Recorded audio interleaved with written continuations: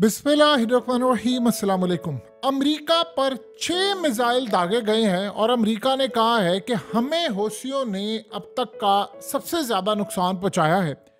ये छोड़ दें फिलहाल इस टाइम कि जो 6 मिसाइल दागे गए हैं यमन की जानिब से, उन्होंने अमेरिका के बरतानिया के किन किन शिप्स को तबाह किया। लेकिन उससे बड़ी और सबसे बड़ी खबर है जिसने पूरे अमेरिका को और बरतानिया को हिला कर रख दिया है, वो खबर ये है कि HMS डायमंड ये अरबों डॉलर्स का डिस्ट्रॉयर था बरतानिया का, और ये मौजूद था रेड सी के अंदर।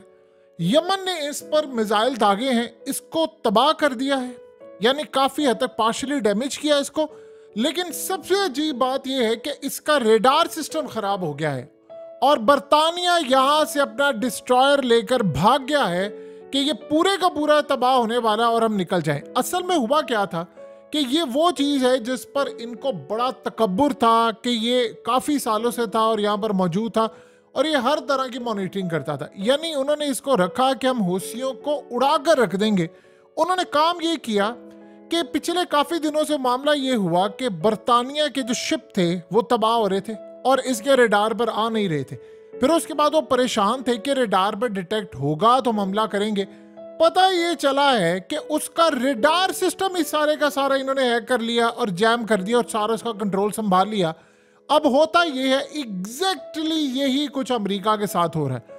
अब यमन के हौसी वहां से मिसाइल फायर करते हैं, इनको नजर ही नहीं आता, और जब नजर नहीं आता तो वो परेशान है। अब सोचिए ये बात पहले चुप चुप कर हो रही थी, अब खुलकर सामने आ गई। बरतानिया ने ये वापस मंगवा लिया है और कहा है कि इसमें टेक्निकल फॉल्ट आ गया। असल में हौसियों ने इन पर हमला करके इसका पूरे का पूरा सिस्टम इलेक्ट्रॉनिक वॉरफेयर का उड़ा दिया, इसको तबाह कर दिया और इसका सारे का सारा सिस्टम हैक कर लिया है, जिसकी वजह से अब मामला इतने खराब हो गए हैं कि बरतानिया ये जंग लड़ने के काबिल नहीं, वो अपने डिस्ट्रॉयर लेकर भाग गया है। और ये अब तक का सबसे बड़ा झटका है बरतानिया और अमेरिका को कि जो नेवी ने अपना डिस्ट्रॉयर भेजा था जिसने यमन का मुकाबला करना था, वो वहां से तबाही का सामान लेकर वापस निकल गया, यानी बरतानिया यहां से चला गया।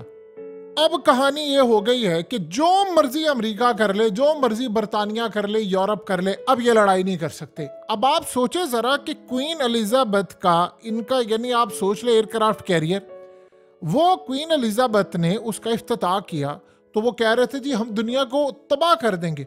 वो बरतानिया से निकलने लगता है तो पता ये चलता है उसके अंदर भी तबाही आ गई है, उसका भी सारा इलेक्ट्रॉनिक वॉरफेयर सिस्टम हैक हो गया है, वो तबाह हो गया है, फॉल्स सिग्नल आना शुरू हो गए हैं। पता ये चला उसकी डायरेक्शन गलत होगी। उन्होंने जाना था रेड सी के अंदर। असल में ये रेड सी के अंदर लेकर क्यों आना था, क्योंकि ये यहाँ पर जो HMS डायमंड है ये काम नहीं कर पा रहा था और वो कह रहे थे कि समझ नहीं आ पा रही। देखिए मिसाल के तौर पर कल की बात ले लें, बरतानिया के शिप तबाह हुए, अमेरिका के हुए, अब 6 मिसाइल फिर दागे गए हैं और आज भी इन्होंने मिसाइल दागे हैं। जब आप 6 मिसाइल मार रहे हैं अमेरिका पर, बरतानिया पर, तो आपके मिसाइल नहीं रोके जा रहे, तो इसका मतलब है कुछ तो गड़बड़ है। हुआ ये था कि बरतानिया ने अपने शिप और क्वीन एलिजाबेथ और ये तमाम चीजें इस्तेमाल करके हौसियों को नुकसान पहुंचाना था। अब इतना बड़ा झटका लगा है कि उनको अपने डिस्ट्रॉयर वापस ले जाने पड़े हैं कि जाकर हम इसको ठीक करेंगे। पता ये चला कि वहां से वो लेकर आए हैं, यहां पर आकर उनके तबाह हो गए। असल कहानी ये है कि यमनियों की जानिब से अब इन पर जो हमले किए गए हैं वो साइबर हमले हैं। वो असल में इनका इलेक्ट्रॉनिक वॉरफेयर सिस्टम सारे का सारा उन्होंने तबाह कर दिया है, उसको अपने कंट्रोल में ले लिया है, वो काम नहीं कर पा रहा, लिहाजा इनके शिप्स तबाह है। अब सोचे इनके जो शिप थे, जो कार्गो शिप आ रहे थे, इन्होंने उनको कहा कि आप बेफिक्र हैं, हमारा आ गया डिस्ट्रॉयर, अब आपको कोई यहाँ पर तबाह नहीं कर सकता। तो बड़े खुश थे कि अच्छा ये मामला है। और करते करते सूरत हाल ये पैदा होगी कि इस चक्कर में उन्होंने अपना बेड़ागर्क कर लिया और वो शिप भी तबाह हो गई। कंपनियों ने जब इनसे पूछा कि तुम लोगों ने तो हमें कहा था कि ये है वो है, ऐसे तबाही हो जाएगी और हम बचा लेंगे, तो अब क्या हुआ? उन्होंने कहा जी हमारी नेवी असल में फेल हो चुकी है, अब हम आज के बाद शायद आपकी मदद ना कर पाए, लिहाजा हम इसको फिलहाल लेकर वापस जा रहे हैं, इसको देखेंगे इसको क्या मसला है, वहां पर एक्सपर्ट्स इस पर काम करेंगे, फिर हमें पता चलेगा। और पता ये चला उनका सारे का सारा रेडार सिस्टम, उसका electronic warfare system, communication system, सब का सब तबाह हो गया। अब आप लड़ लें यमन के साथ, आपने जो जंग लड़नी है। अगलों ने ऐसे नहीं कहा था कि हम आपका समंदरों के अंदर रेड सी में खून लाल करके इसको कब्रिस्तान बनाएंगे, उसने कहा था आपको हम तबाह करेंगे। अब अमेरिका के पास गेम खत्म हो गई है यानी आप ये सोच लें कि बर्तानिया इतनी बड़ी पावर, सुपर पावर के बाद इतनी बड़ी पावर, न्यूक्लियर पावर, और वो यहाँ पर रुसवा होकर चला गया है बगैर प्रॉपरली लड़े, क्योंकि उसका सिस्टम पूरे का पूरा तबाह हो गया है। ये है असल में अब तक की सबसे बड़ी लड़ाई, जो कि अमेरिका को नहीं समझ आ रही। अब अमेरिका क्या करेगा? देखिए, सबसे बड़ा मसला तो ये पैदा हो गया है कि अरबों डॉलर्स के इन्होंने जो नेवी के अपने सामान, डिस्ट्रॉयर और खास तौर पर एयरक्राफ्ट कैरियर जो थे, वो इन्होंने हमले के लिए रखे थे। अब यमन असल में अपनी ताकत दिखाने जा रहा है। यमन का अगला जो मामला है, अब देखिए बरतानिया के पास हुआ क्या है कि इनके पास सिर्फ और सिर्फ इस वक्त एक ही ऑप्शन है, वो है जेट से हमला करने की।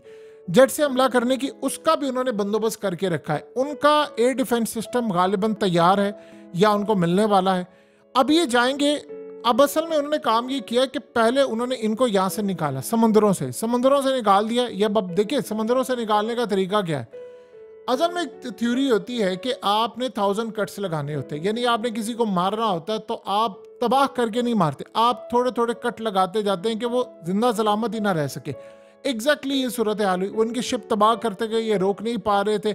इन्होंने कहा हम ये कर लेंगे, वो कर लेंगे, हर रोज तो इनकी शिप तबाह हो रहे, करते करते वो सारे यहाँ से वापस ले गए। अब एक ही ऑप्शन बाकी रह गई है, वो है जेट से हमला करना। अब सोचे जरा कि जब ये जेट से हमला करेंगे तो उन्होंने अगर इनके जेट तबाह कर दिए, जो कि वो अब करने जा रहे हैं, तो गेम ओवर, खत्म कहानी। यहां से आपका कुछ भी बाकी नहीं बचेगा। अब असल में वो जंग का पीक जो टाइम है वो शुरू होने वाला है, और ये जितनी लड़ाई आगे करेंगे वो उतना इनके लिए तबाहकुन होगा। इन्होंने कहा था कि हमने ईरान पर हमला करना है, यमन ने इनके जो हमला करने की जो सलाहियत है वही छीन ली है। और ये समझ ले, जब से बरतानिया का कयाम आया है, जब से इस रुए जमीन पर, देखिए दुनिया भर के अंदर इन्होंने हुकूमतें की, बरसगीर में ये थे, सारी दुनिया को कंट्रोल किया। जब से इनका कयाम आया अब तक का सबसे बड़ा झटका इनको ये लगा है कि इनके हाथ से सारी गेम निकल गई है। यानी इतनी तबाहकुन परेशानी इनके लिए ये है कि इनकी नेवी फेल हो गई है। अब ये जंग लड़ने के काबिल नहीं है, और आज से पहले बरतानिया के साथ ये सब हुआ नहीं था। अब ऑप्शन क्या है? ऑप्शन ये है कि यमन को रोकेंगे। यमन को कैसे रोकेंगे? यमन को तो आप रोक नहीं सकते। जो फैमिलीज हैं कैदियों की, उन्होंने काम ये किया है कि अब उन्होंने नेतन्याहू के खिलाफ जो कैंपेन थी, पहले वो थोड़ा सड़कों पर निकले थे, वो पूरे का पूरा मुल्क अब सड़कों पर आ गया उनके साथ। और वो आकर एक ही बात अब कह रहे हैं कि हम तब तक अब नहीं जाएंगे जब तक नेतन्याहू जाता नहीं है, आप इस जंग को बंद नहीं करते। आप सोचो ये किसके हक में आ रहे हैं? वो आगे से इनको कह रहे हैं कि तुम हमास के लिए काम कर रहे हो। सोचे जरा कि वो कैदी जो है उनमें जर्नैल भी हैं, उनमें फौजी भी हैं, कर्नल भी हैं, उनमें कमांडोज भी हैं, उनके लोग भी हैं। वो कह रहे हैं कि तुम लोग हमास को फायदा पहुंचा रहे हो इस तरह की कैंपेन करके, लिहाजा तुम लोग यहाँ से निकलो, और निकलने के बाद ही सारी सूरत हाल क्लियर होगी।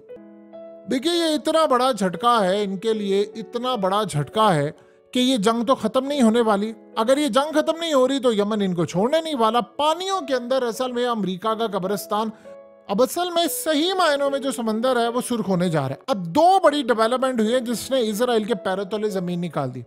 सऊदी अरब ने बड़ी आला स्टेटमेंट जारी किया, और मोहम्मद बिन सलमान ने आज वो काम कर दिया है कि आप अंदाजा नहीं कर सकते कि उन्होंने इस्राइल को कितना पीछे धकेल दिया है। लोग ये कह रहे थे कि ऐसे है वैसे, उन्होंने कहा है कि हम इजराइल से कोई ताल्लुकात बहाल नहीं करेंगे, और ये हमारा अटल और आखिरी फैसला है। अब सूरत हाल समझ लीजिए वो क्या है। नंबर 1 फैसला ये है उनका कि जब तक इस्राइल यरूशलेम वापस नहीं करेगा फलस्तीनियों को, देखिए यरूशलेम को हासिल करने के लिए उन्होंने 2000 साल मेहनत की थी, और जब 1967 में यरूशलेम उन्होंने हासिल किया था, उन्होंने कहा कि हमने उस मेहनत का आज अजर पाया है जो हमारे पुरखों ने दी थी। ये उनके उस वक्त के जर्नैल और आर्मी चीफ के अल्फाज थे कि आज हमारी 2000 साल की मेहनत पूरी हुई है, और हम 2000 साल बाद वापस इस इलाके पर आए। तो हुआ ये था, इन्होंने कहा है कि आप वापस जाए 1967, आज ही इन्होंने कहा है 1967 की पोजीशन पर आप वापस चले जाए। यानी वो क्या पोजीशन थी जो 1948 के अंदर थी। यानी आप गोलान हाइट्स भी छोड़ दें, आप यरूशलेम से भी बाहर चले जाएं, बैतुल मुकद्दस जो है उसके इर्द गिर्द आप नहीं होंगे। अब ये नहीं होगा तो इसका मतलब है कि आम मुसलमान, चाहे वो पाकिस्तानी हो, चाहे वो सऊदी अरब का हो या कोई भी हो, वो आसानी के साथ जा सकता है। अब यानी बैतुल मुकद्दस में जाकर वहाँ पर मस्जिद अक्सा की साइड पर आप जाएं, देखें, हम सब जाकर इबादत कर सकते हैं। ये अब तक की सबसे बड़ी डेवलपमेंट है। उन्होंने कहा वापस जाए, छोड़ें, तब हम आपके साथ रिलेशन कायम करेंगे, अदरवाइज नहीं। और उसके अलावा क्लियर ही हो गया, यानी आप वहां पर जाएंगे, आप ये जंग खत्म करेंगे, गजा की जंग खत्म होगी, अदरवाइज हम इजराइल को तस्लीम नहीं करेंगे। अमेरिका और इजराइल के लिए इतना बड़ा झटका है कि आज देखिए सबसे बड़ी डेवलपमेंट ये हुई है कि सऊदी अरब ने ये कह दिया है कि हमने आपको तस्लीम ही नहीं करना जब तक आप ये इलाके छोड़कर नहीं जाएंगे। यानी जंग भी बंदी होगी, गजा को छोड़ें, वेस्ट बैंक को छोड़ें और 1967 की पोजीशन पर चले जाए, फिर हम आपको तस्लीम करेंगे। देखिए इस मौके के ऊपर सऊदी अरब का ये स्टैंस आप ये समझ लीजिए कि ताज़ा हवा का झोंका इतना कमाल है, इतना कमाल है कि दो काम इस वक्त सऊदी अरब ने जो किए हैं वो भारी पड़ गए हैं सारी जगहों पर। जहां जिसकी तारीफ बनती है वो करनी है। नंबर 1, यमन के खिलाफ ये जो जंग थी, अमेरिका ने कहा कि हमें अड्डे चाहिए। उन्होंने कहा जी आपके अड्डे यहाँ मौजूद, आप इस्तेमाल नहीं करेंगे यमन के खिलाफ, सवाल ही पैदा नहीं होता, हम आपको इजाज़त नहीं देंगे। उसे अमेरिका की जंग का जो तबाही नामा है वो आप सबके सामने है यमन के साथ। दूसरी उन्होंने कहा कि बात ये कि हमने जो अमेरिका ने कहा नहीं आप तस्लीम कर ले, हम उनसे बातचीत करते, उससे कहा नहीं आप ये 1967 वाली पोजीशन पर चले जाएं, जो कि उन्होंने जाना ही नहीं है, तो इसका मतलब है उन्होंने तस्लीम नहीं करना। ये तो बात आज सऊदी अरब ने क्लियर करके तो इजराइल को इतना बड़ा झटका दिया है जिसका आप अंदाजा नहीं कर सकते।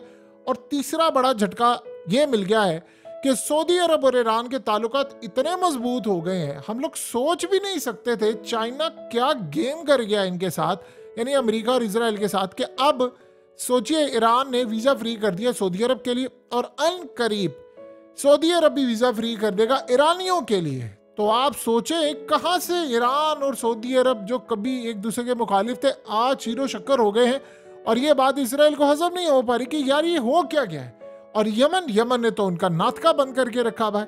अब अगली सूरत हाल जो ये है वो सबसे अजीबोगरीब मामला है कि एंटनी ब्लिंकन यहाँ पर दोबारा आया है और वो आकर कह रहा है कि जंग बड़ी खतरनाक होने वाली है, हमारे लिए बड़ी तबाहकुन सूरत हाल है, हम यमन का मुकाबला नहीं कर रहे, क्योंकि वो कह रहे हैं कि टेक्नोलॉजी में वो इतनी आगे चले गए हैं कि हमारे जो शिप्स हैं उनको वो तबाह कर रहे हैं और रेडार सिस्टम को तबाह कर रहे हैं, लिहाजा हम इसराइल का बिल्कुल भी साथ नहीं दे सकते। बार बार वो इसराइल को कन्विंस करने के लिए बंदा आ रहा है, वो कह रहा है कि नहीं आप यहाँ पर रुक जाएं।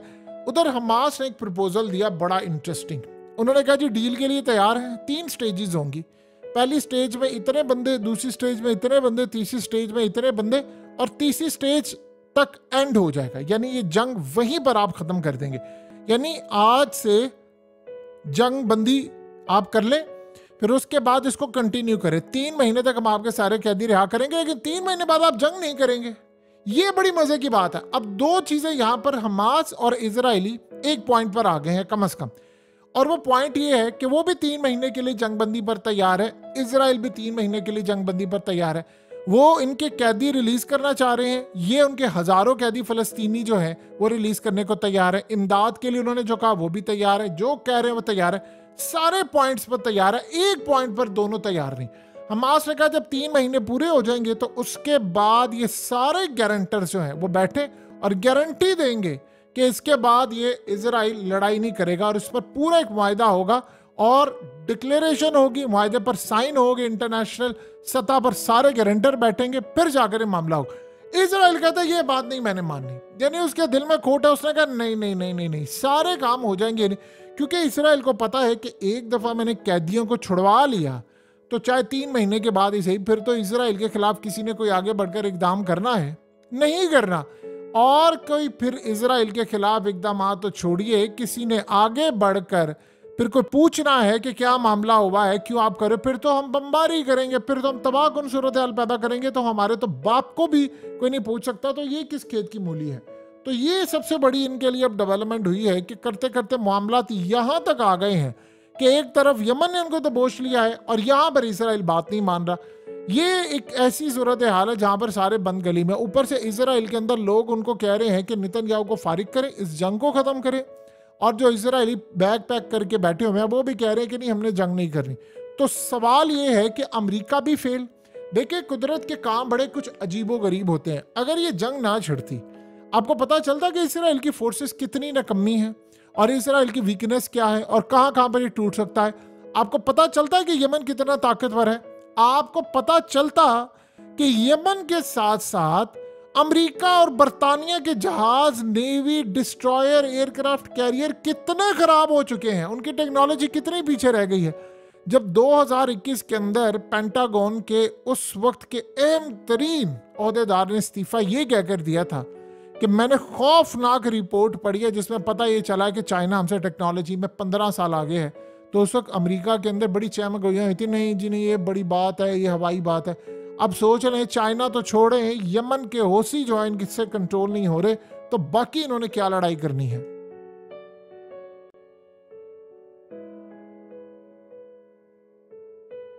हकीकत टीवी को सब्सक्राइब करना मत भूलें, वीडियो को लाइक करें, शेयर करें और कमेंट सेक्शन में अपनी राय का इजहार जरूर करें।